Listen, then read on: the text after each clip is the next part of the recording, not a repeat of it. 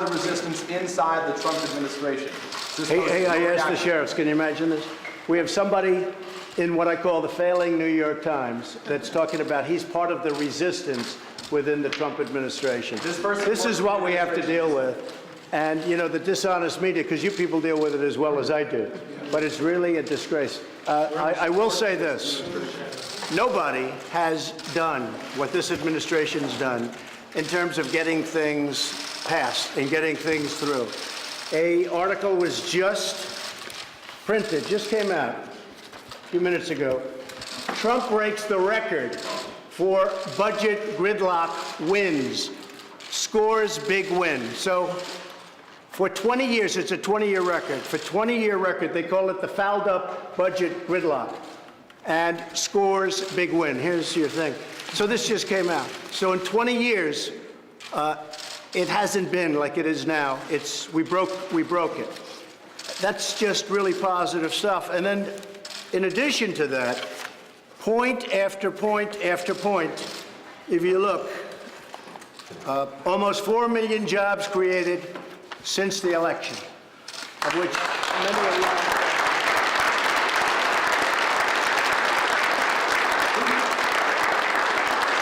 More Americans now employed than ever recorded in our history. So we have more people working today than at any point ever in our history. We've created 400,000 manufacturing jobs. Manufacturing jobs are growing at the fastest pace in more than 30 years.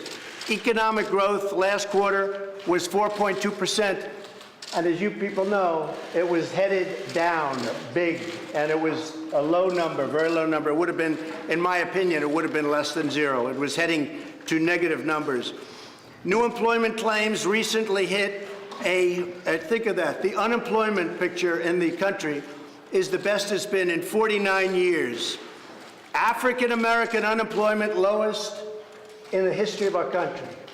Asian American unemployment lowest in the history of our country.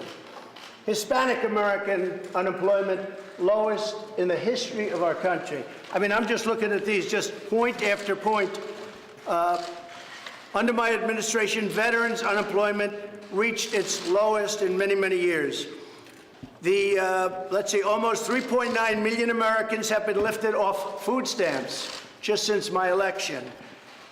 Then you go into all of the benefits that we got from the tax cuts. All of you people benefited tremendously from the tax cuts. Thank you, sir. You go into regulation cuts. You go into right to try. Right to try is where you have the right, if a person's terminally ill, you have a right to go and try and see whether or not a drug that's not approved yet can be used and utilized. They didn't allow that. Point after point, getting rid of the individual mandate, the most unpopular thing there is in Obamacare, coming up with new health care plans. We've never had a period, even if you look at the Olympics, the World Cup, you just saw them, they were in my office, got the World Cup. Nobody has, and we have started the wall. Nobody has ever done in less than a 2-year period what we've done. So when you tell me about some anonymous source within the administration, probably who's failing and probably here for all the wrong reasons, no. And the New York Times is failing. If I weren't here, I believe the New York Times probably wouldn't even exist. And someday, let me just tell you, and someday when I'm not president, which hopefully will be in about 6.5 years from now, the New York Times and CNN and all of these phony media outlets will be out of business, folks. They'll be out of business because there'll be nothing to write and there'll be nothing of interest. So nobody has done what this administration has done. And I agree, it's different from an agenda, which is much different than ours, and it's certainly not your agenda, that I can tell you. Thank you. It's about open borders. It's about letting people flee into our country. It's about a disaster and crime for our country. So they don't like Donald Trump, and I don't like them because they're very dishonest people. Remember this also about the New York Times.